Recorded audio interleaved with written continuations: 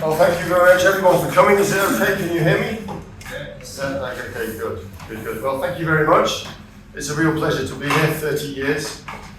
Mohammed and I will remember that 30 years ago, just over 30 years ago, was the first time we met when I was a PhD student and he was a PhD student. So, you know, this is a nice occasion to see Mohammed again, as it always is. Because, you know, our paths cross on a regular basis. I apologise to him if he's heard some of these things before that I've got to say. So I apologise in advance. Just round the corner from here. Just around the corner from here, behind the Parliament building there is a statue of John Graves Simcoe. You will think that I've travelled a long way to come to Ontario. I can walk to Ontario within an hour of my back door. I live there. There is a little slice of Devon in the southwest of England, which belongs to Ontario. It is a part of the Ministry of Citizenship and Culture. It is the old grounds of John Graves Simcoe. He lived just a mile and a half from where I live now. He came here and founded Ontario, which, you know, is a strange way of putting it. This is the chapel. This is me next to the chapel. It flies the Canadian flag all year round. Inside, it's been Canadified for everyone's enjoyment. He was buried there. He returned there in 1806 and was buried there after having founded Ontario. And he just lives a mile and a half. He was buried just a mile and a half from where I live. And you can visit the chapel all year round. It's a little bit of Canada. They had to have a special agreement so that you didn't have to show your passport as you entered the land of Canada in the middle of the Devon countryside. It's a protected right of way now, but they had to have a special legal document which secured that. So in honor of that coincidence, you might say, just along the road from there is Foxhome Bakehouse, which takes delicious cakes just down the road from where Simcoe is buried. And so I present to Vinay, as a token of my thanks for his generosity in inviting me here, a Foxhome Bakehouse lemon drizzle car, which I have brought from the UK and consequently is a little bit squashed. But it's the thought that counts. Yes. I will talk a little bit about what I am here to talk about. Islamic legal hermeneutics is, I suppose, one way in which you could describe the content of works of uṣūl al-fiqh. I don't know how many people in the room know very much about uṣūl al-fiqh. I think quite a few do. Quite a few do. So I can skip through introductions to it. Of course, they are works of uṣūl al-fiqh, which have been written from the early period of Islam up until today, still being written today, are handbooks about how to derive the Shari'a from sources. So you have the sources, the written sources of the book, and the example of the Prophet Muhammad, the Sunnah, the book being the Quran, of course. And these texts of revelation have techniques of interpretation which are applied to them. And with these techniques of interpretation, you can get the rulings of the Shari'a. In many of the Shīʿī books, these are known as the uṣūl, the ṭarīq, the way in which you do an interpretation, and the ḥukm that you get at the end of it. So as an example of this, which I'm sure you're all aware of if you've done any Islamic studies, is the famous case of drinking khamr, or grape wine, forbidden on the basis of various Quranic judgments. If there is the reason why the lawgiver, in this case God, will have prohibited it, there's a general rule that you derive from that reason, which is that all intoxicants are forbidden to be consumed. You have a new case, which would be date wine. You transfer the original ruling from the original case to the new case. Shiites do not approve of this mechanism. They do not approve of it because every single element of it is uncertain, or ẓanniyyat, which means that the process whereby you gain this derived case ruling is an uncertain process. And when you have an imam, you don't need uncertainty. You probably don't need uṣūl al-fiqh when the imam is present, because the mechanisms for getting rulings is to request them from the imam himself. But what happens when the imam is absent? That is when uṣūl al-fiqh in the Shi'i tradition begins to become important. 12 Shi'ites, I don't think I need to say this in this room, but maybe I do. 12 Shi'ites believe that the 12th imam, who is the successor to the Prophet Muhammad, went into hiding in the mid-10th century of the Common Era and will return at some future point, present in the world but unavailable. When the imam is present, knowledge is available. When the imam is absent, knowledge is no longer available of the law. And that is why we suddenly need to have techniques of interpretation, and that is why we suddenly find that Shiites start writing about uṣūl al-fiqh. Say you come to a fork in the road, and you meet someone walking down the road, and they say, there's a lion on the left fork. Okay? If I say to you that there's a lion on the left fork, are you justified in taking the right fork? The questions which you're asking are, do you believe me? Is it 100% necessary to believe me to take the right fork? I mean, you could not believe me, but it still might be sensible to take the right fork. Yes? If someone says you there's a lion down there, you don't have to believe them, but you still might go that way. Unless you think that they're trying to trick you into going to meet a lion on the right fork. If you knew me and you trusted me, would that make it a better justification for taking the right fork rather than the left fork? These are the sorts of questions that you find in works of uṣūl al-fiqh if you've never read them. And in Arabic they're called the bundle of questions around the notion of khabar al-wahid, the idea of isolated reports. A khabar al-wahid, or an isolated report, they're not indubitable. They're not indubitable ways of gaining knowledge. They are a valid basis for making decision. Are they? That's the question. And are they a valid basis not only for giving a ruling, but also acting on the basis of that ruling? So these are the sorts of things which are discussed in works of uṣūl al-fiqh, if you have never read a work of uṣūl al-fiqh. Many seminary students that I speak with do not like uṣūl al-fiqh. It's quite a high-level discourse that you have to be involved in. They really find it boring. Unfortunately, it's what I do all the time. So, you know, they're not always thrilled when I say that I'm interested in uṣūl al-fiqh. But the questions which exist in uṣūl al-fiqh, here are some of the Arabic terms, and I didn't know what the audience was going to be, but I think that many of you will know Arabic. So there's questions about what we call the hujjiyya of khabar al-wahid.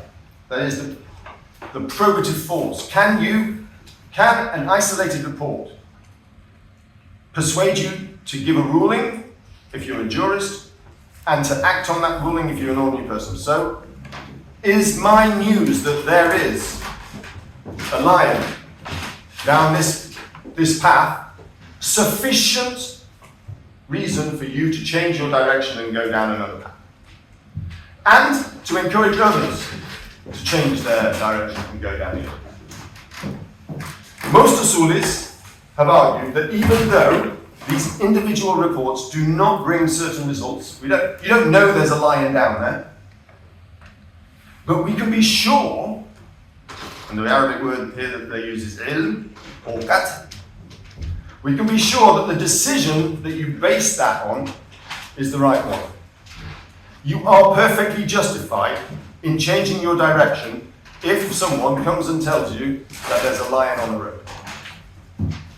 The method of making the decision may be uncertain, the ṭarīq, as it's called, the method may be uncertain, but the decision itself, the ḥukm, is certainly correct. So you have certainty, but the way in which you learn it is uncertain. In the Shiite tradition, this was explored quite early on in one of the earliest works of uṣūl al-fiqh that we have by Sharif al-Murtada, is uṣūl al-Shari'a. And he says the following: sometimes the method can be certain and at other times only probable. For example, when we think but are not certain that there's a vicious animal on a road, it becomes obligatory for us to avoid travelling along that road.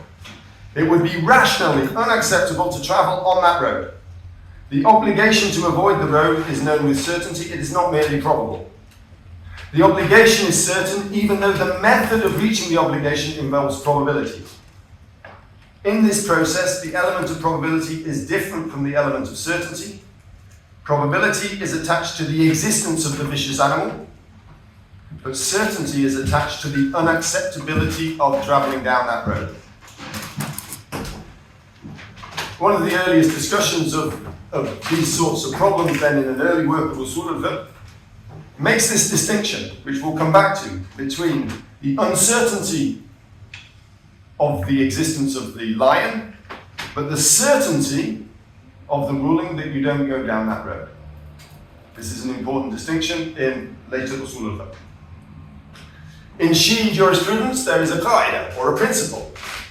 ẓanniyyat al-ṭarīq la tunāfī al-ḥukm. That the method of establishing the ruling is only probable. This is my attempted translation to translate this principle. That the method of establishing the ruling is only probable does not mean that the ruling itself is not certain. The point being that you can have certain results with uncertain mechanisms. The report of an isolated person is an uncertain method. It doesn't bring you certainty that what they're saying to you is true, but it can create certainty that you should follow the results of that report that is given to you. Just as in the case of the lion going and which fork do you go down. Mirza Qumi, writing,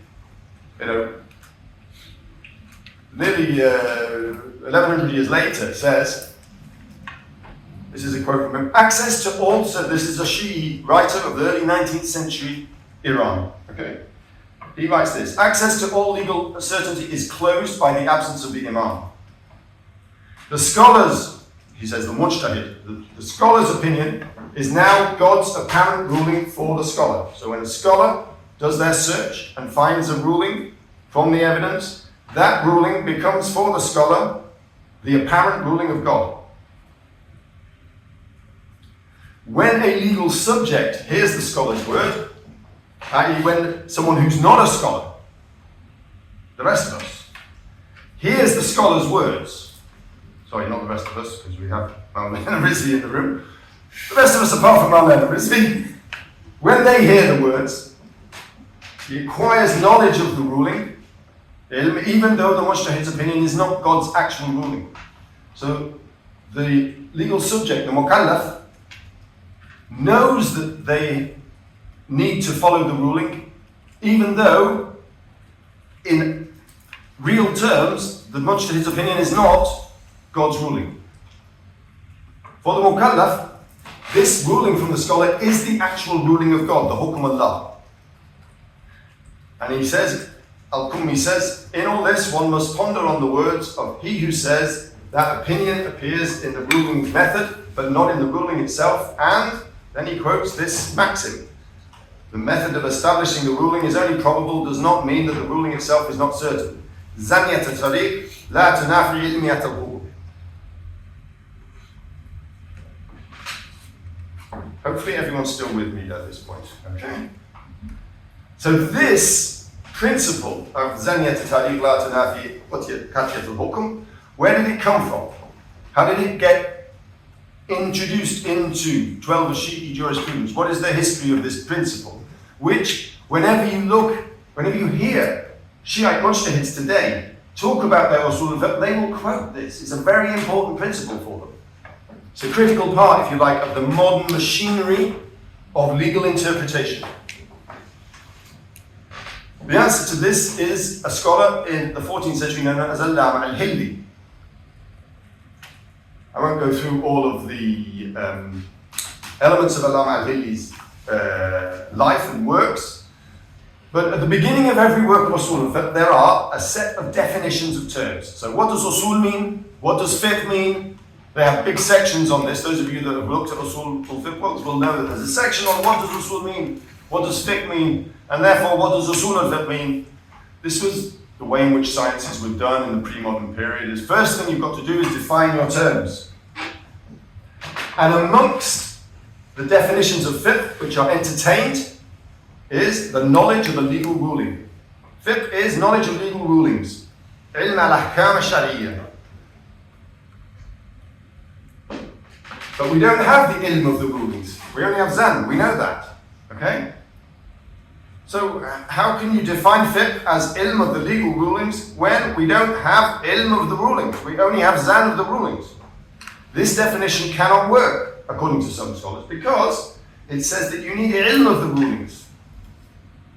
We don't have knowledge of the rulings. I just told you, we don't have knowledge that there is a lion on the road.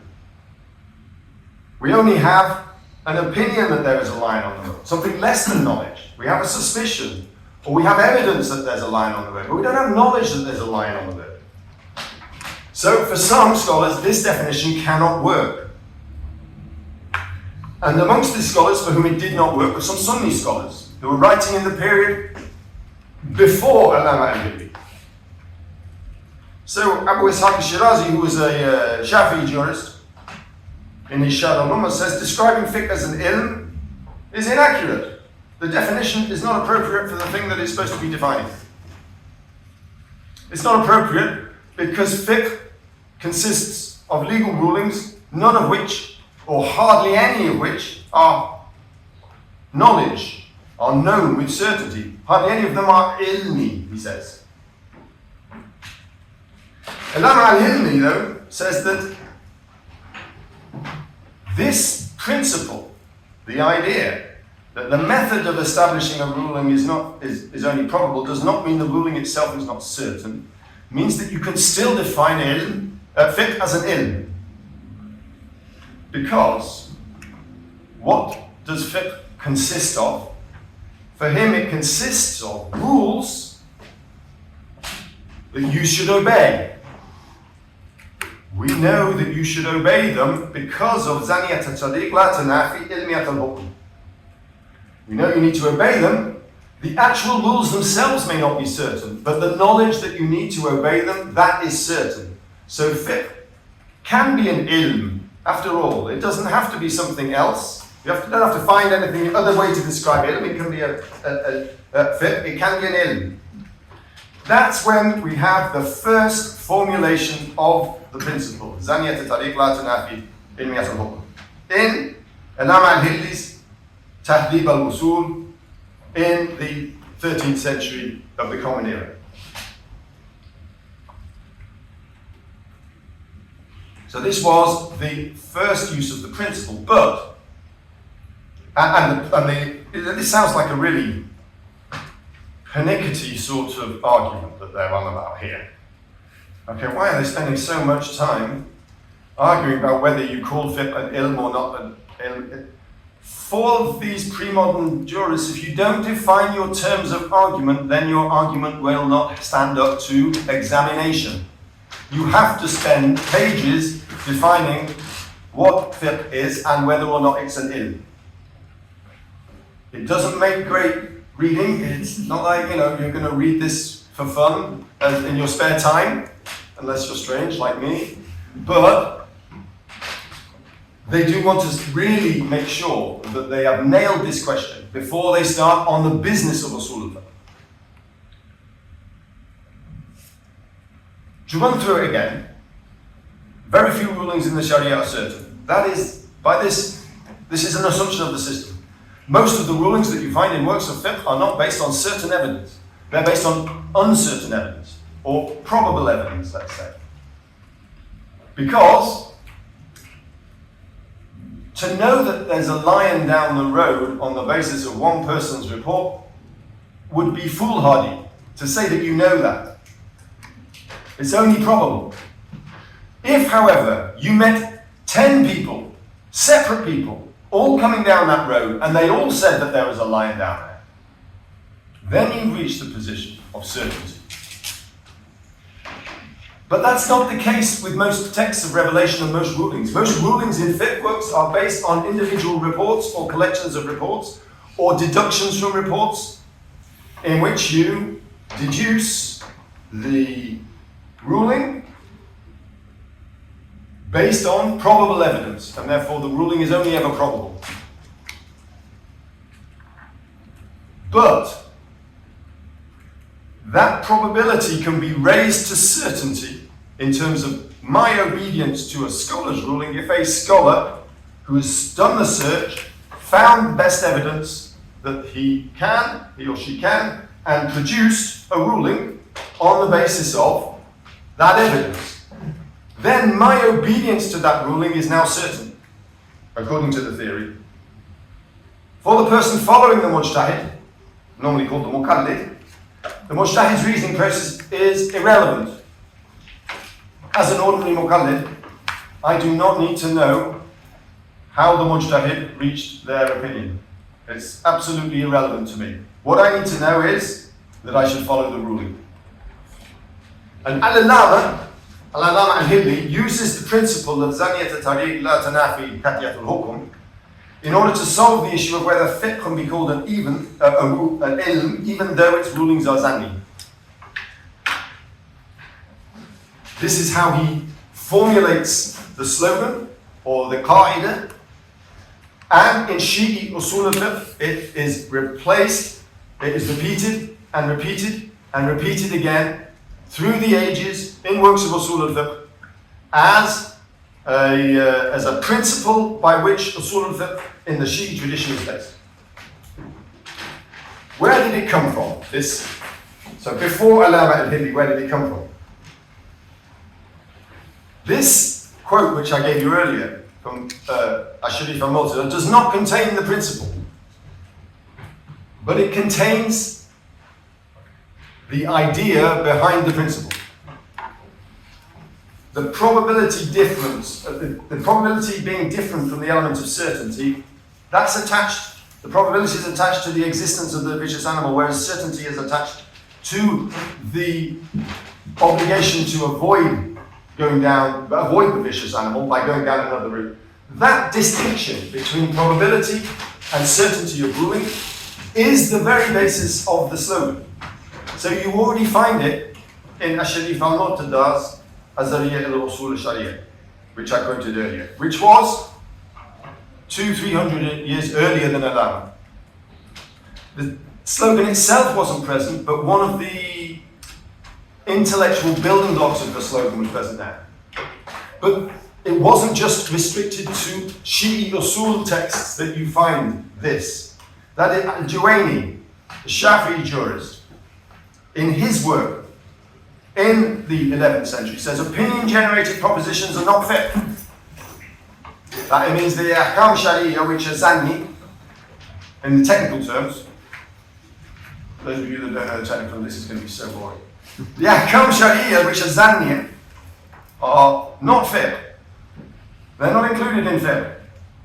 Fiqh only applies to knowledge that it is obligatory to act when less than certain things are established. So the actual rulings are not fiqh. The obligation to follow the rulings, that's fiqh. So, al-Sharif al-Murtada's idea was that we know we must obey the ruling even if the ruling itself is not certain. And here it's applied to the definition of fiqh by Juwayni. So fiqh is a form of knowledge, but it is knowledge that we should obey rulings, not the rulings themselves. So the Shi'i, al-Sharif al-Murtada, before Juwayni was writing, had made this distinction. Juwayni was one amongst a number of Sunni jurists which took that distinction and used it in the definition of fiqh, which they were exploring at the beginning of works of uṣūl al-fiqh. And the result is that we have a fusion, if you like, of ideas between something which began its life within a Shi'i environment and is transferred across. Now, it may have a life before it appeared in Sharif al-Murtada. This is very possible. But unfortunately, we don't have works of uṣūl al-fiqh where this matter is discussed from the 9th century CE and the 10th century CE. We think they may exist or have existed, but they're lost to us. Al-Sharif al-Mu'tadis is amongst the first wave of uṣūl al-fiqh texts that we have. A Shīʿī text is amongst the first wave where this idea is discussed. One finds the idea being part of what uṣūlis discuss. People who engage themselves in uṣūl al-fiqh are called uṣūlis. And it's converted in Juwaynis and linked to the question of how do we define fiqh when it's supposed to be an ilm, but it turns out that everything is not ilmi in fiqh. The solution is that there's a distinction between the ruling itself and the obligation to obey the ruling. Very simply put, uṣūl al-fiqh ideas in the early period are not sectarian. They don't limit themselves to a single theological tradition or single community. They move across traditions. Now, it doesn't mean that al-Juwayni would openly say, oh, Sharif al-Mu'tadis wrote something interesting and I'm going to put it in my book. Or that Sharif al-Mu'tadis is saying, I read this really interesting Sunni book the other day. They're not going to do that, all right? You know, the etiquette of writing a Shi'i work of uṣūl al-fiqh means that your Shi'i work cites Shi'i sources.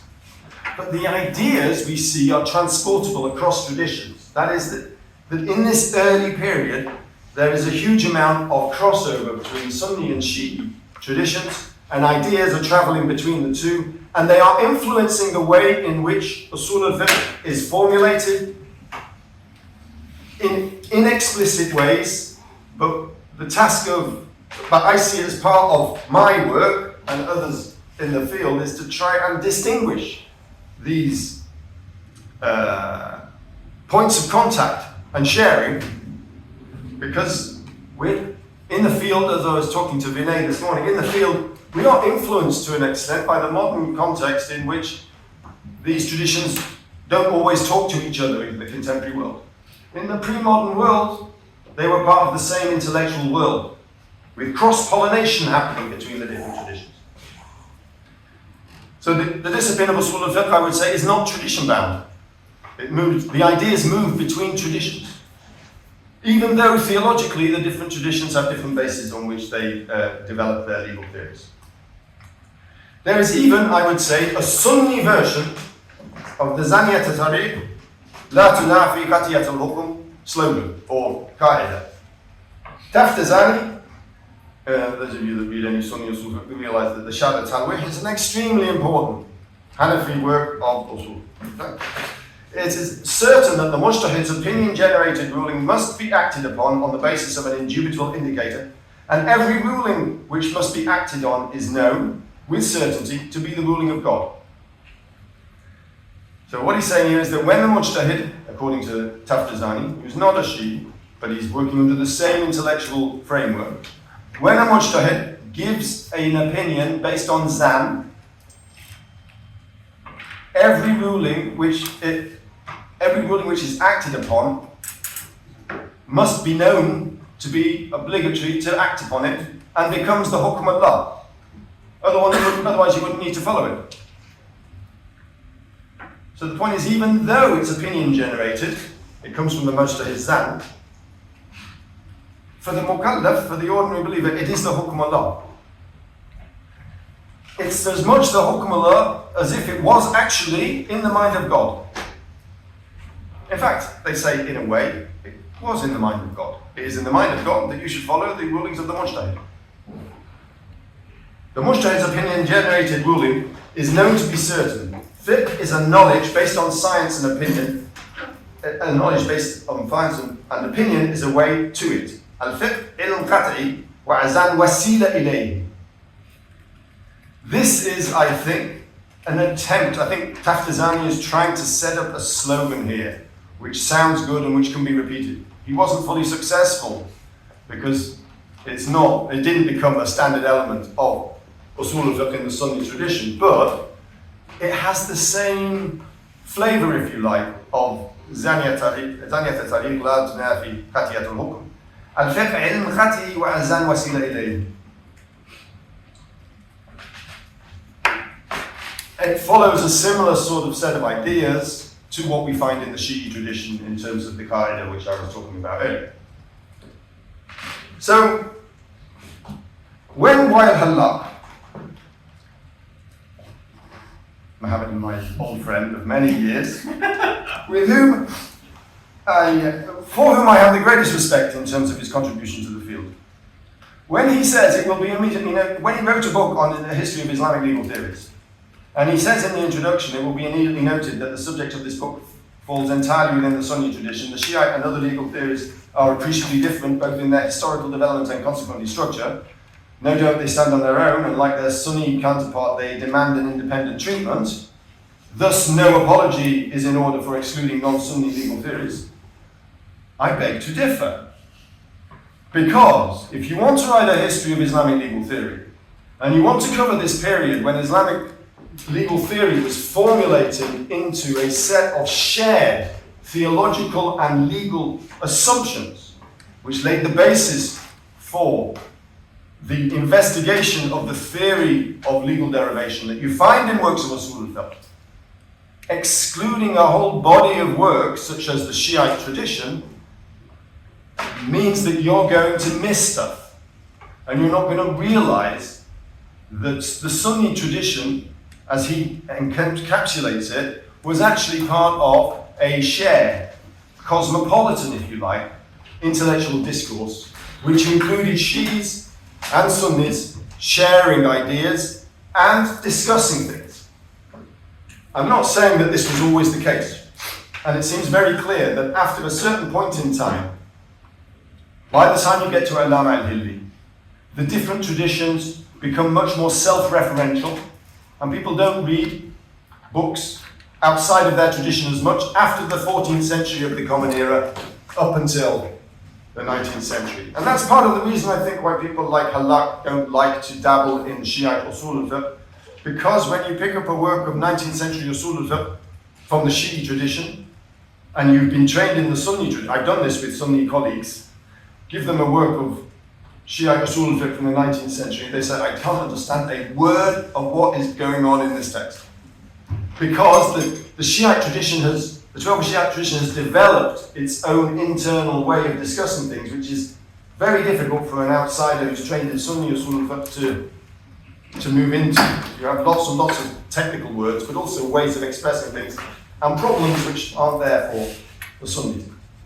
But it's important to know that if we want to study legal theory, we have to accept that in the early period there was this sharing of ideas and mutual influence, which the secondary literature in the field doesn't always reflect. Why is it obligatory to follow the mujtahid's opinion? So the whole of this theory is based on the idea that we know that we must follow the mujtahid's opinion. Taftazani and Sunni uṣūl generally say that you must follow the mujtahid's opinion because there's an ijma' on the necessity of following the mujtahid's opinion. That is, and an ijma' is what they call a dalil qat'i. It is a certain indicator of the truth of the ḥukm. And the ḥukm in this case is that the ordinary mukallaf should follow the opinion of the mujtahid. So there's an ijma' on that amongst the community, a consensus of the community, which creates the certainty that you should obey the mujtahid's opinion.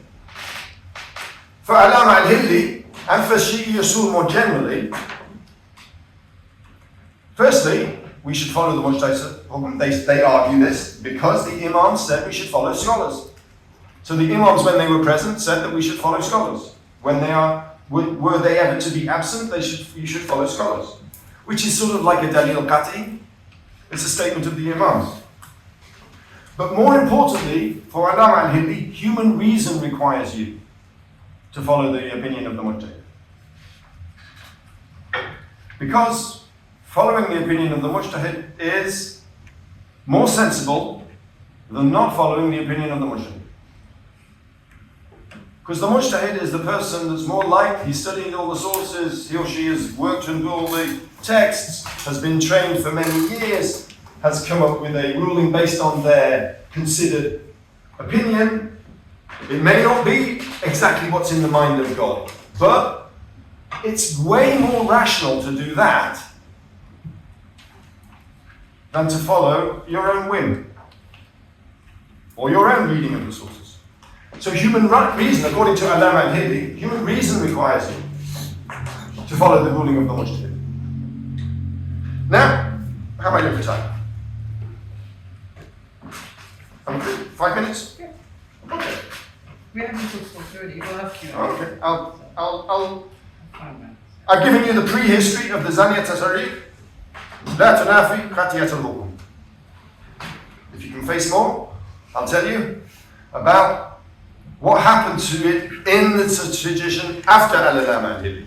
So in the uṣūl tradition after al-ḥukm, as I said before, the ẓanniyyat al-ṭarīq principle was cited and discussed many, many times.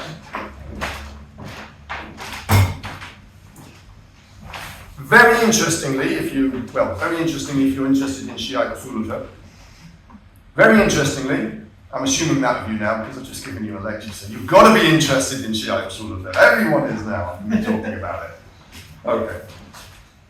One of the principal seminary texts, known as the Ma'alim ad-Din, by Hassan ibn Shahid al-Thani.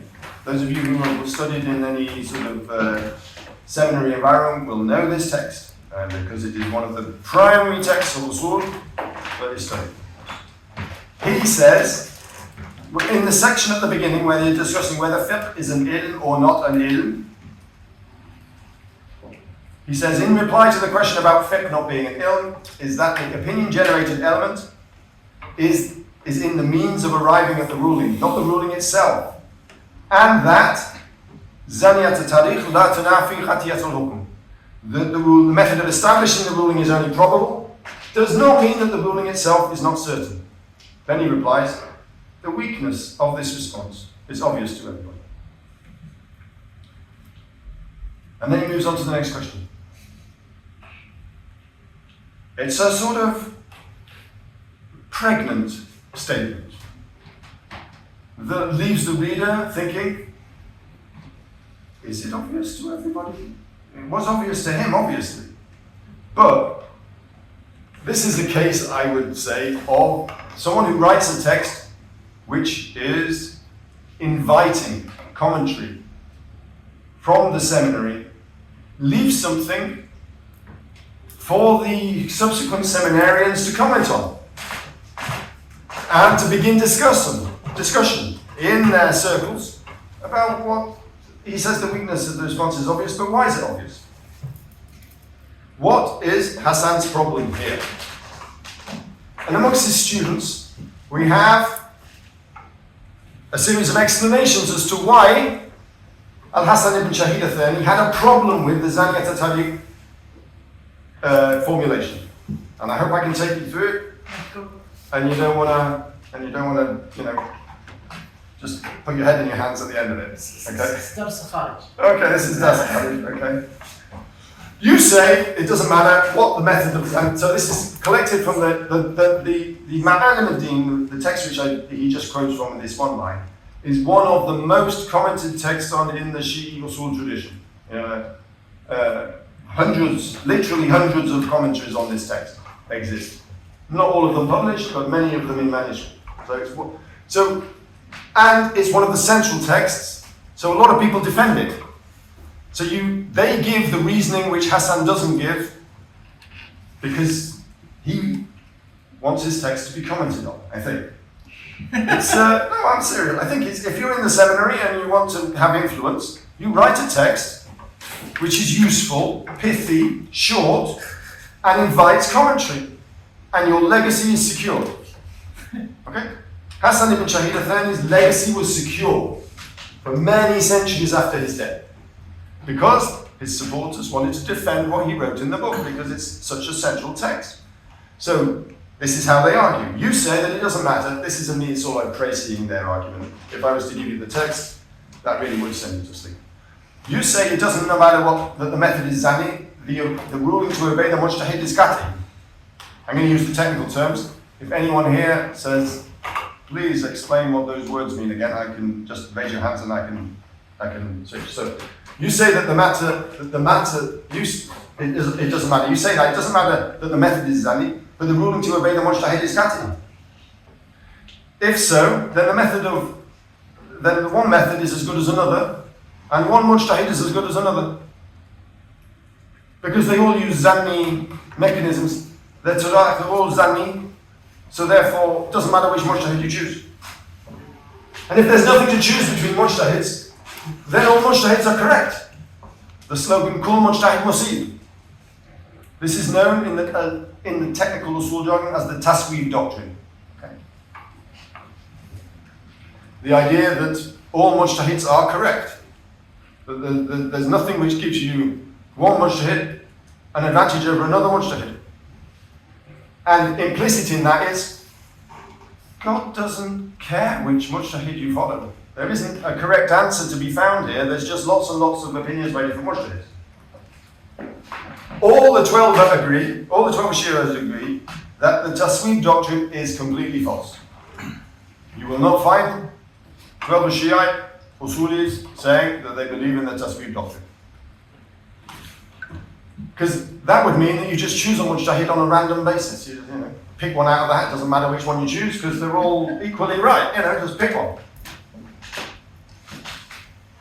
No, you choose the one which in your mind there is evidence in your mind that this person, this mujtahid that you've selected is most likely to be correct. You as the mukallaf have that responsibility. So not all mujtahids are equal. And they're not all equally correct, according to the 12 Shīʿī doctrine. One is correct, and the others are going to be incorrect. You have to theoretically subscribe to the idea that one of them is going to be correct, and the others are going to be incorrect. Otherwise, you may as well just pick randomly. This is known as the taqti'a doctrine. The idea of that there is going to be one which is mistaken. There are going to be many which are mistaken and one which is true. Okay? So according to Hassan ibn Shahid al-Thani, as he is explained by his subsequent commentators, the ẓanniyyat al-ṭarīq principle leads to beliefs which are actually against what all Shia believe. Because the ẓanniyyat al-ṭarīq doctrine necessarily leads to the tasweeb doctrine. This is how they argue. And this is why he says the weakness of the ẓanniyyat al-ṭarīq doctrine principle is obvious. He doesn't explain why it's obvious. Because it's obvious. Because it leads to tasweeb. Everyone's still here? Yeah. Why is Al-Hasan wrong here? According to some of the, or rather Al-Hasan's commenters, according to some of the subsequent commentators who criticize the text. Having a text which is written about as a commentary text in the Shi'a doesn't mean that you agree with everything in the text. It means you can critique the text. In fact, that's one of the clever things as someone who's writing a text you might do, is throw out an outrageous opinion to get people to write about it to contradict you in the subsequent tradition. It gets no such thing as bad publicity. In the argumentation, they say there's one thing that you have misunderstood about the ẓanniyyat al-ṭarīq. That is the idea that if one method is as good as another, and one mujtahid is as good as another, you argue that that's the case with the ẓanniyyat al-ṭarīq. But some Shi'i writers said, you've misunderstood the ẓanniyyat al-ṭarīq doctrine if you think that's what it implies. Here's the response of people who criticized those who explicated Al-Hasan's rejection of the ẓanniyyat al-ṭarīq doctrine. All mujtahids, the ẓanniyyat al-ṭarīq doctrine establishes that all mujtahids have valid opinions, i.e. you can follow one of them and still be a good Muslim. And in one sense, you discharged your legal responsibility by doing it, what they call the taklif. But what you have not, you who support the rejection of ẓanniyyat al-ṭarīq, what you've forgotten is that you have another taklif. As well as the taklif to obey the mujtahid, you have another taklif. And that is to search and find and then follow the mujtahid you think is the most likely to be correct. If you were to just pick a mujtahid at random, you would not be fulfilling that element of the taklif. The taklif to find the one that you think is the correct one. So, they argue, the ẓanniyyat al-ṭarīq principle establishes that you can follow a mujtahid, and you can't start criticizing other people for following other mujtahids. Because, as an ordinary mukallaf, they have done their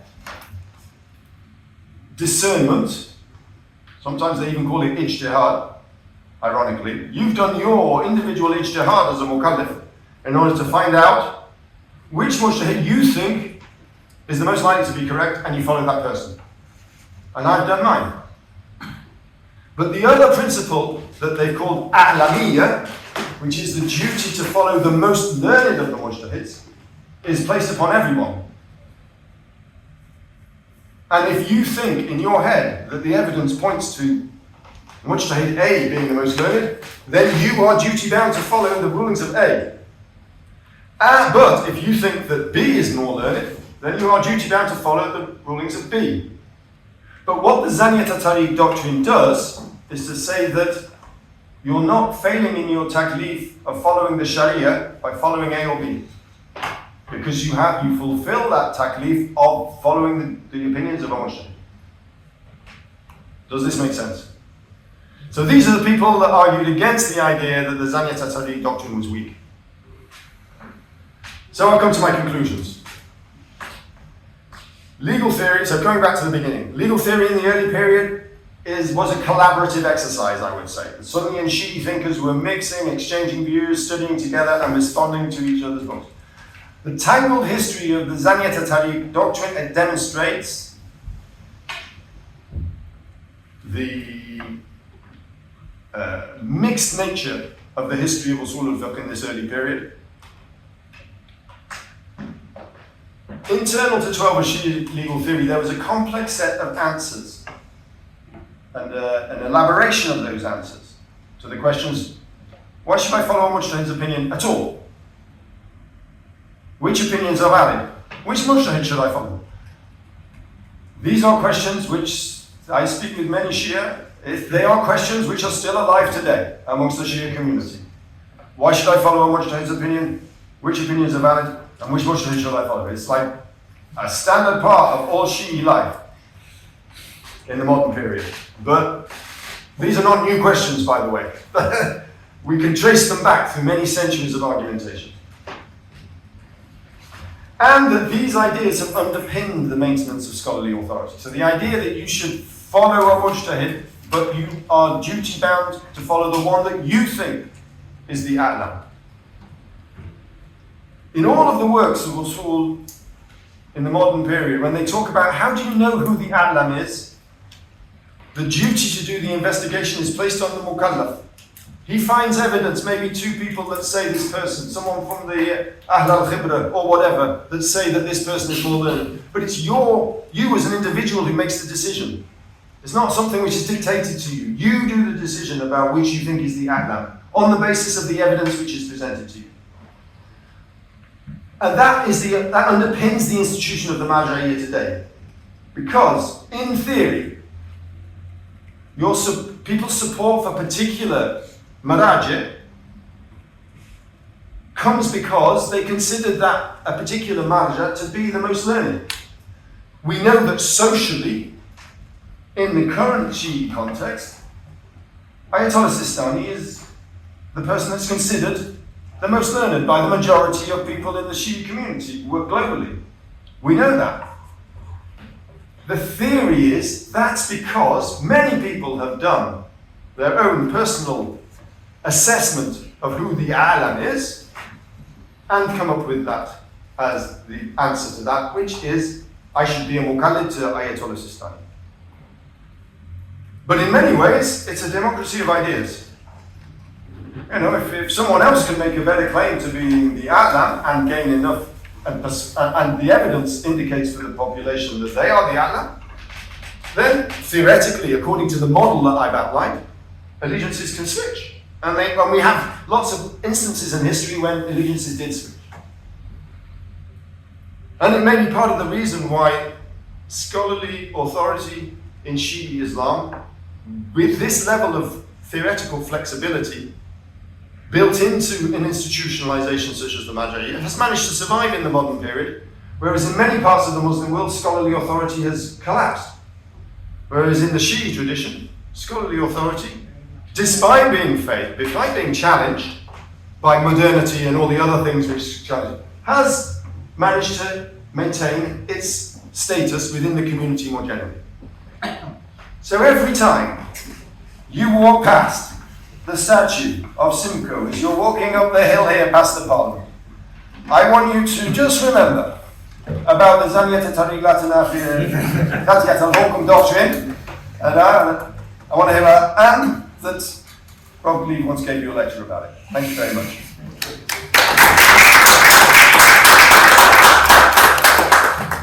Now, we have until 4:30, so feel free to, I don't think I have to moderate it, Rob. Okay, yeah. I might grab a bit of water. Yeah, sure. Here, I'll do it. Thank you very much. Now the munaqasha begins. Yeah, please. Hi, my name is Albert Scholf. I'm from Regis College. Okay, welcome. Comparative theology. Yeah, it's so good of you to allow a Protestant to teach in the Jesuit college. I'm Sunni Muslim. Yeah. So my question is about ijtihad. I read some books of Muhammad Saroush. Yes. So he speaks about autonomy of human being there. That finally it's all about not ijtihad per se, but ijtihad of your ijtihad. So you have to, follow some sort of inner ijtihad before you enter all these, areas of scholarly ijtihad. So, and you will be based on your sense of love, your philosophy, and even he brings like epistemology of Karl Popper's falsification theory, Yeah. And so, can you elaborate a little bit more on what is the method for common people when they try to search for the idea or the authority, and can that method be somehow drawn from these classical elaborations, this classical theory, or should it be completely alien to it and taken from some science approach or enlightenment approach, that all human beings independent, autonomous thinker? Yeah. So.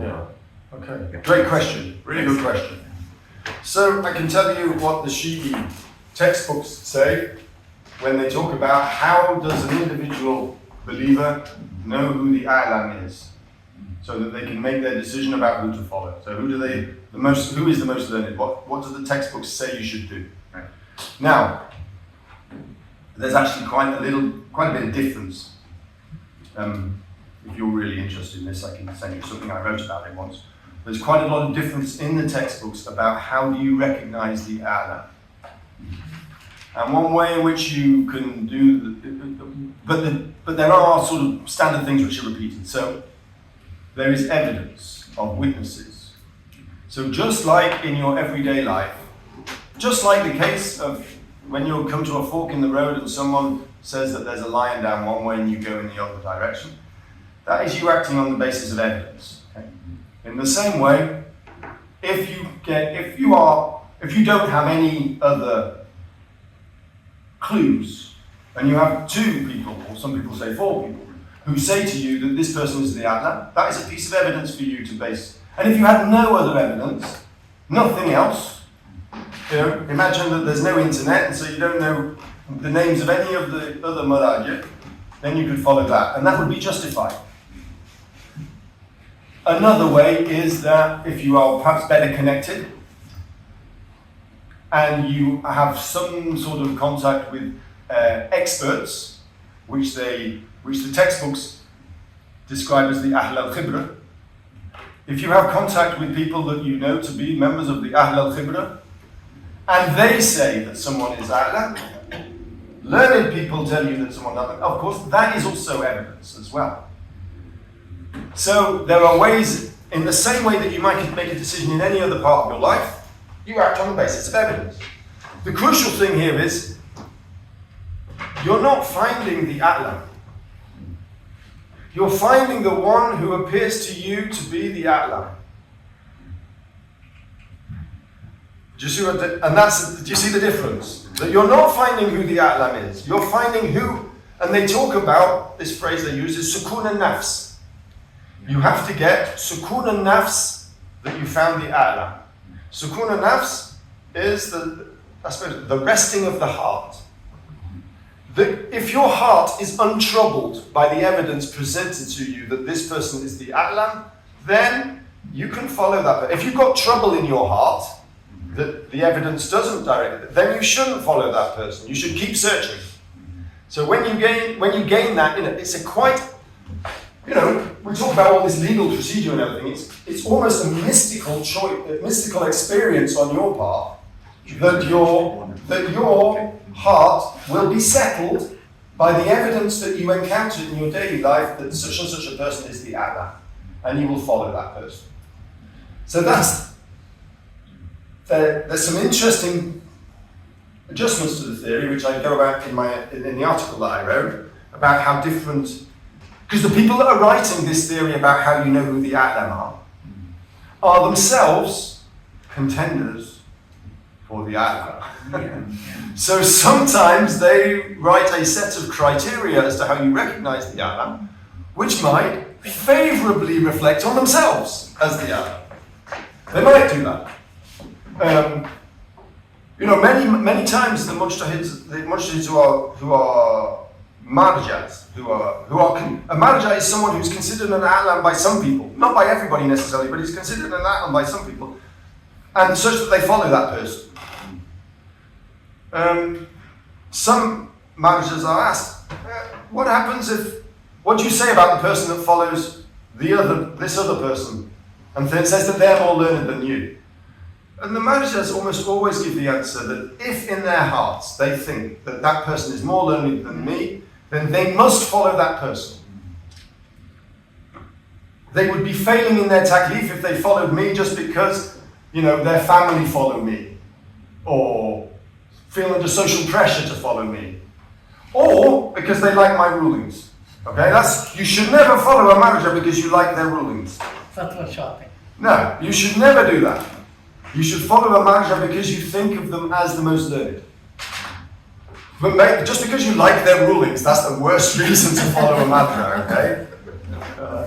Because you know what's going to happen there. The one that gives the easiest rulings are the one that I want to follow. That's not the reason to do it. You have to have sukun al-nafs. So there is a sort of personal, spiritual commitment there. Does that make sense? It makes total sense. It's very interesting. It makes a lot of parallels with the idea of autonomy in Western philosophy. Yes. Yeah.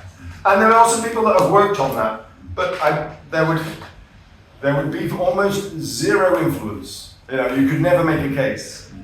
The marjas are people who are thoroughly encultured within the tradition of the seminary. And these are questions which have grown up internally within the seminary, and to which seminary style answers, I would say that occasionally you see influence of outside philosophies changing the way in which the legal theory is developed, and much more in the recent past, let's put it that way. But most of the answers are ones which they consider to be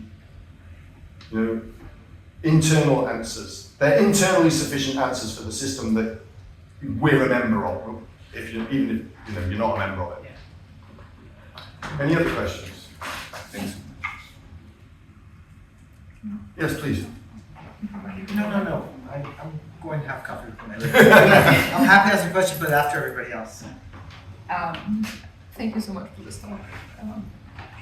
I was wondering about, I know you're mostly doing the texts, but I'm somebody interested also in history, so I was wondering also if you know more about the study circles, who is studying with whom, to know the circulation of these texts among the scholars, and that's kind of perhaps to me what would kind of bolster the argument about that. I'm thinking a bit of Devin Stewart's work on that. Sure. Yeah. So Yeah. You mean in the, looking at a long historical view? That's right, yeah, because we say like before the 14th century, you know, people were reading each other. And so I was curious about, Yeah, so you touch on one of my pet projects. Right.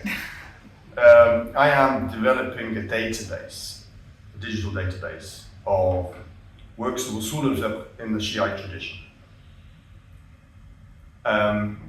which, as part of a project I was involved in, we spent about a year, 4 postdoctoral fellows, collecting material from manuscript catalogues and from the biobibliographical data collections that we have, collecting that information and putting it into a database, including in that database manuscripts of those works with dates of the composition of those manuscripts when we have them, which, you know, it took 4 or 5 people like 10 months to construct even a sample database. It's not complete, but we know that some very interesting, results from it. We know, for example, that there were a large number of manuscripts of Sunni works of uṣūl al-fiqh distributed in Iran amongst Shiites in the 17th and 18th and 17th century. 16th, 17th and 18th century. We know from the manuscript catalogues, which are the reflection, if you like, the manuscript catalogues are manuscript catalogues of libraries. Libraries are normally the place where people give individual mosque library manuscript collections. So they give them to the main library, and the central library, say in Qom, you might have a library known as the Marashi Library, which is like a collection, if you like, of people give their manuscripts to, because they can't look after them in their little masjid somewhere or other, so they give them to. The Marashi Library then catalogues them and gives the date and the data, and with that data entered into a database, we can see just how many Sunni works of uṣūl al-fiqh were being studied, and it's quite a lot. There's a number of really popular ones which were studied. Interesting, Shātibi's Muwafaqat was studied in the Safavid period, because we have manuscript copies in their seminaries. The Muntaha uṣūl, which is like a classic of Ibn Hajar, like a classic, was extremely popular. Indeed, we've got lots of commentaries by Shiites on the Muntaha uṣūl. Commentaries by scholars writing about, so a Shiite scholar writing a commentary on a Sunni text. So you have a number of these texts, and you only know that. Finding one manuscript doesn't really prove anything. But when you collect the data together, you collect all of the manuscripts together, and you get a clear idea of where these manuscripts were copied, when they were copied, when they were commented on, and that gives you a really rich picture, if you like, of knowledge dissemination in this historical period of time in the 16th, 17th, and 18th century. Another thing which it does is, during the 16th, 17th, and 18th century, a couple of new works of uṣūl al-fiqh were written. One of them was the Hasan ibn Shahid al-Thani, Ma'alim al-Din, which I mentioned in the text. There was another one by Sheikh Bahai called Zubdat al-Uṣūl. If you trace the manuscript copying of those works and the location of where they were copied, you get a very clear idea of when they were introduced into the Safavid realm. So you know which Hausa. They weren't called Hausa in those days, they were just called madrasa. Hausa is a 19th century term for the institution. But which madrasa started teaching Al-Hasan ibn Shahid al-Thani's Ma'alim al-Din? Because he was writing it in the Ottoman lands. He was based in the Ottoman lands. He wasn't based in Iran. So the manuscript, the tradition must have arrived, probably through one of his pupils. We've got manuscripts taught in one place, and then you have the next manuscript being copied in another madrasa, in another madrasa, in another madrasa, and you can trace the dissemination across the Safavid area of the study of this one manuscript through the data on the collection of, on the data that you can collect on the extant manuscripts. Now, it's not a complete measure of all of the manuscripts that are written, but it gives you a very clear idea of who was studying what text, where they were studying, when they started studying them. And if you do the same with commentaries, you get an even richer period of who was commenting on those texts, where they were going, which madrasa was doing it. It's a fascinating, you collected this, once you collected this data, it actually gives you an insight into 4 centuries, if you like, of scholarly learning, which you wouldn't have if you didn't have the data in front of you in order to completely trace them. And it's a work in progress. We've still got quite a lot to do on it, but I've not published anything on it yet. But it's one of my projects over the next sort of like 3 or 4 years is to really collect that. Thank you. You want to? Do we allow you, or do we go for one of them? Okay, we're going to go for one. I'll give it to you if you have a question. Well, it's on that subject that Yeah. we're talking about. Is there any evidence of the converse happening, of Sunnis commenting on Shīʿī texts or teaching Shīʿī uṣūl texts or fiqh texts? Not so Or many. fiqh? Not so many. Not so many. We have citations of Shīʿī texts in the Sunni tradition. Not so many that I have yet found. We have citations and we have quotations in works of uṣūl which shows that they were reading them and they were available for them. But I haven't done the manuscript work of catalogues. That would be a massive For task. example, in Turkey. Yeah, in Egypt. in the Ottoman collections, Yeah. we know that there are copies of Shīʿī works of uṣūl in Hanafi madrasas in the Ottoman period in Turkey. We know that they're there. I went to Konya and I looked at the copy, and they were copied by Hanafis. So we know that they existed and that they were copied. Okay. But I haven't found any instances of commentary, and I haven't found any explicit elements where you can say Of transmission. of transmission. Yeah.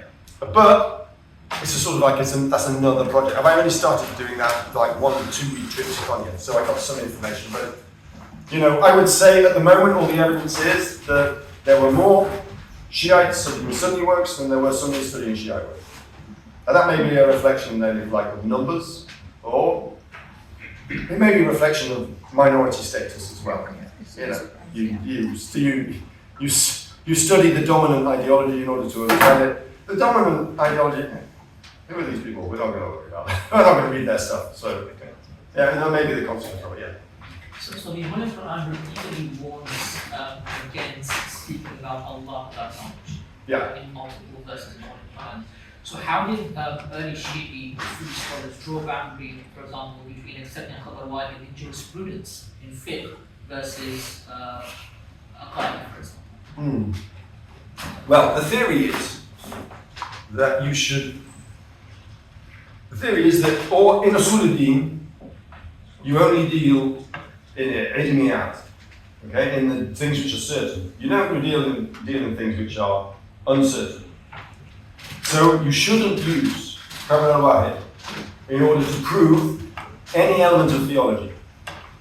For the early Shi'is, particularly from Sheikh Mufid onwards, for the early Shi'is, the sources of theology are not just scriptural, they're also rational. So, because they come from a Mu'tazili base. So, you don't have to worry too much about there being gaps in our knowledge of certain theological matters, because reason can fill it from the scriptural source, because reason can fill us in about what we need to know, according to the Shīʿī model. But in the works of uṣūl al-fiqh, there are chapters on whether or not you can do ijtihad in matters of uṣūl al-dīn. Okay? And surprisingly enough, quite a few Shiite scholars said that you can do matters of ijtihad in uṣūl al-dīn. That is that theological matters are divided into issues which are absolutely essential for the faith, and then issues which are theological in content, but not essential. We can have differences of opinion on them without the consequence of you endangering your iman or your faith. So the classic example is the size of of hawd in Jannah. Okay? Okay? So the size of the pool of hawd. Some reports say it's this size, some reports say it's that size. You might agree with reports A, I might agree with reports B. That doesn't mean, oh, I've got to do takfir on you now. Okay? It doesn't mean that. Because these are things on matter, but that's a matter of uṣūl ad-dīn, it's not a matter of fiqh. So I think that their point is that, annoying everybody. The point is that gradually in Shīʿī works uṣūl al-fiqh. You have chapters in which you say, can you do uṣūl ad-dīn? Can you do ijtihād in uṣūl ad-dīn? And the question was, yes you can, but not on some things. You can't do it on, say, the principle of adalah, which is a sort of fundamental principle for Shi'is, or principle of imamah. You know, that God is just is a fundamental Shi'i. That's not something that you can do ijtihād over and find out. It's something which is rationally demonstrated to be absolutely certain. So do you see what I mean? So that they developed a category of theological matters on which something like Khabr al-Wahid can provide evidence. But those were issues on which there was difference of opinion allowable without endangering your faith. But on matters which are considered what they call the ḍururiyāt, you can't So have any. imamah, for example, would you say is mutawatir or is Khabr wahid? Well, they would say that imamah is not only mutawatir, it's also aql. So not only do we have extensive hadith reports which demonstrate the essential nature of imamah, you know, and that's mutawatir. We also have a rational justification for imamah, which means that God would never leave the community without a hujjah. So there must have been, the Sunni theory is wrong, basically the argument about that. Is the Sunni theory that the Prophet died and there was no imam after the Prophet's death. You know, it basically became secular government, or rather implementation of the Shari'a rather than guidance, is from the Shi'a perspective that's rationally incomprehensible. God would not leave the community without a hujjah. That's the rational argument for imam. Do you see what I mean? So it would be both naqli and aqli as a The proof. rational argument is based on whose rationality? Well, the way in which they talk about rationality is that it's a sort of disembodied, pure reason. Yeah, but then the Sunnis. Yeah, the Sunnis can say that. They just made a mistake. Their rationality is not up to scratch. It's the way in which the polemic was constructed in the medieval period. They don't say, well, based on our rationality, the concept of imamah doesn't make sense. Yeah, they would say that rationally speaking, any rationality, any rational person, any aql person, properly aql, that's not infected by wahm, would accept that imamah is necessary in the absence of the Prophet. That's the argument. I'm not saying it's true or false or whatever, that's the argument, the way in which the aqli argument goes. Yeah. Yeah, I mean that point is just it's derivative from the belief in qaidat al-aslah, Yeah. that God is obliged to do what's best for humanity, Yeah. which they argue is a rational principle of God's justice. Yeah. And so, given that premise, then the imamate follows. So it's a derived premise from another rational axiom. But my question for you, right, is sort of where you ended up, Yeah. about the obligation of every person to seek out the best mujtahid. That kind of gets you back into kullu mujtahid musib problem. Yes, it does. I'm just curious. I mean, I would seem that's very obvious. So I'm wondering what their response to that is, because if I'm an ordinary person, I'm not in a position to know who is the most knowledgeable, because if I were, I would be a mujtahid. Yes. If you were to know, It's yeah. a shock. I mean, actually, I find it very interesting. You said that the copies of al-ḥukm in these libraries. I'd be curious to see if there's any evidence that they read it. But this is one thing he points out in several different places, is that sometimes people give answers that require an ordinary person to be a mujtahid, which is not realistic. Right? Yeah. And it ends up being, what he says is taklif ma la yutaq. And so Yes. therefore it must be impossible. Yes. Right? That this answer has to be wrong because it leads you to a position of imposing a non-dischargeable obligation. And so the obligation to identify who is the most knowledgeable mujtahid either ends up with kul mujtahid musib, or it's an obligation that's impossible to discharge. Yeah. So I'm just curious Yeah. what Well, they say about this. The Because it must argument is, I mean, you're absolutely right. They are absolutely petrified of slipping into tasweeb. Okay? It is because Taqti'ah has been the Shīʿī, defining Shīʿī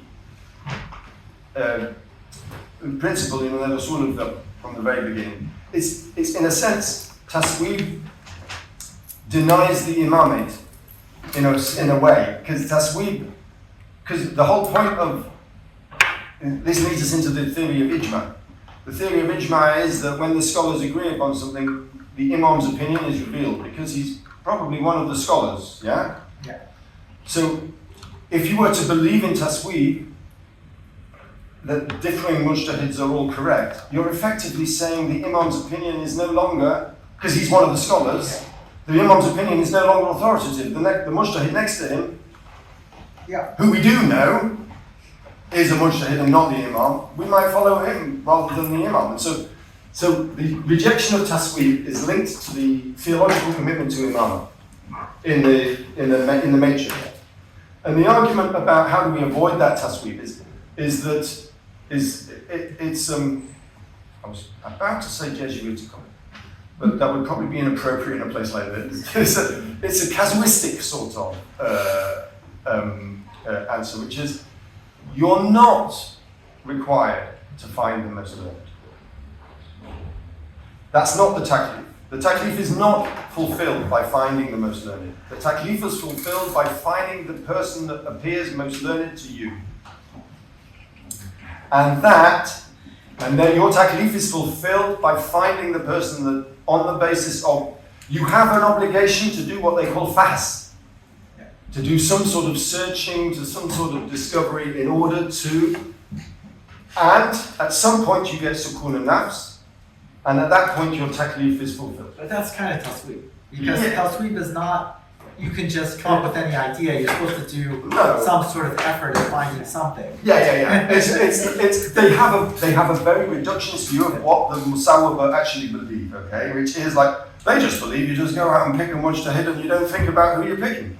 We know that from the groups that were musawwaba, such as the Zaydi tradition is almost entirely musawwaba, okay?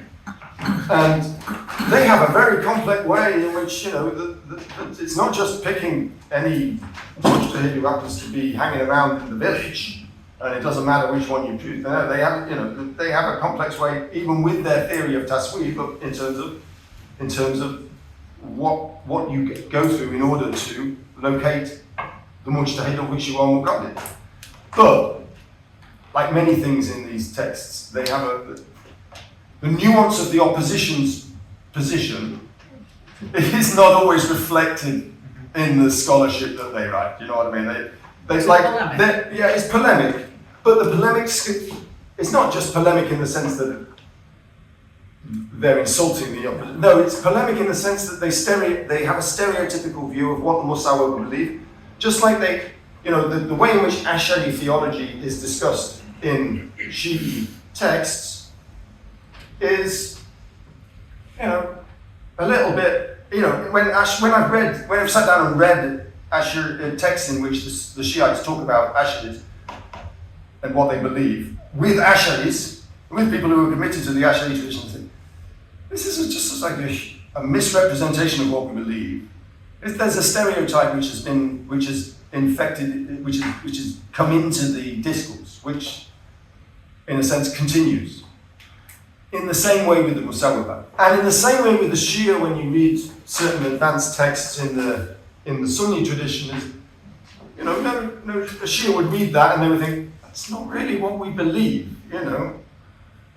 So you have centuries, if you like, of stereotypical representations of theological positions, which means that they're not always reflected with the nuance that we know exists within each tradition.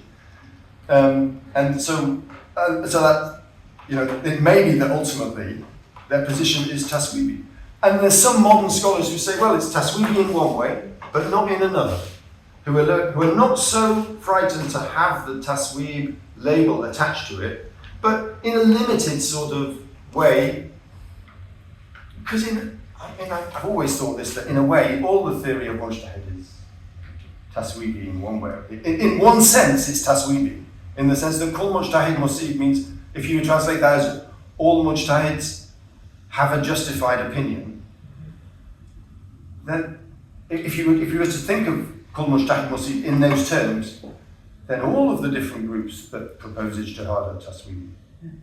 But only in that limited way, if that makes sense to you. So we sort of live with a sort of a history of stereotypes. Have we got time for one last question? One last. Yeah. I'm gonna make it quick. So if you could just give us an idea, because you talked about Taftazani only in the Sunni tradition. Just to do a very broad comparison between their principles and uṣūl compared to the Shia tradition. Wow. You have deep down. Oh my God, how long have we got? No, just related to the quote that you said about ẓanniyyat al-ṭarīq la tunāfī, just about That's the Shīʿī version. Yeah. But you just quoted Taftazani, you didn't So you're saying say is about there others. Yeah, well, let's put it this way. I think that there's a general agreement within the Sunni uṣūl tradition, that the idea behind the ẓanniyyat al-ḥukm is essentially true. They don't disagree with it. They don't have a slogan for it that's repeated in the way that the qaida, the ẓanniyyat al-ḥukm is repeated in the Shīʿī. They don't have a slogan for it.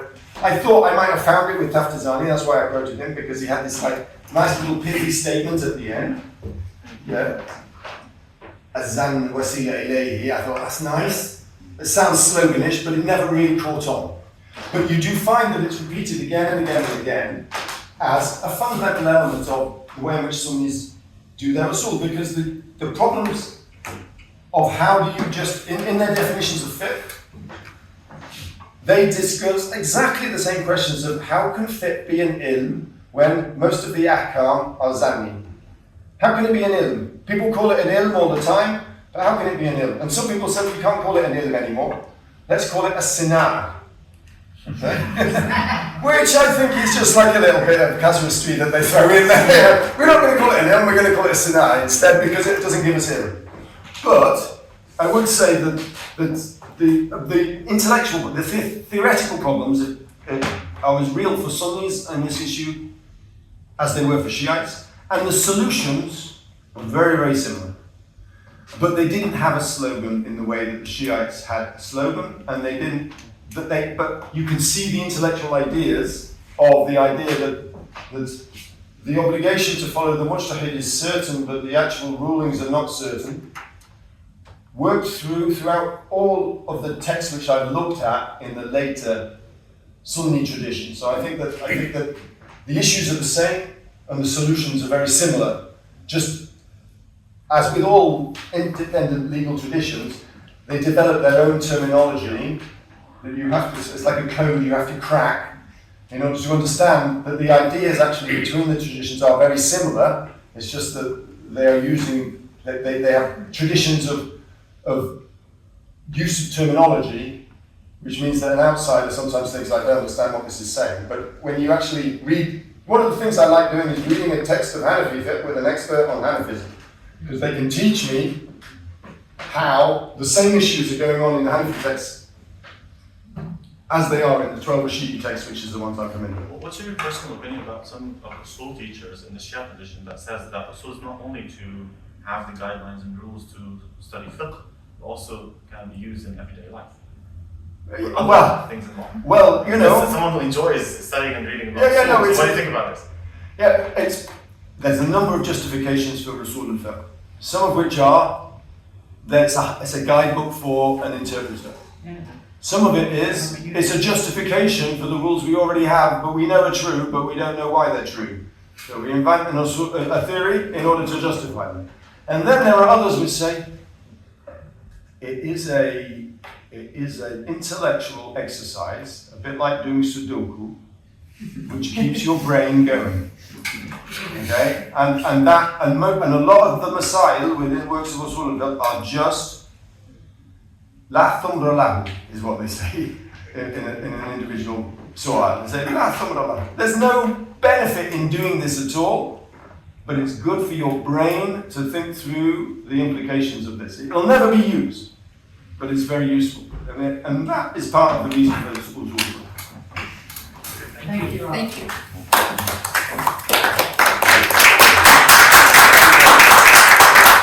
I just want to thank everyone for coming out. Check out our website, shiaresearch.ca.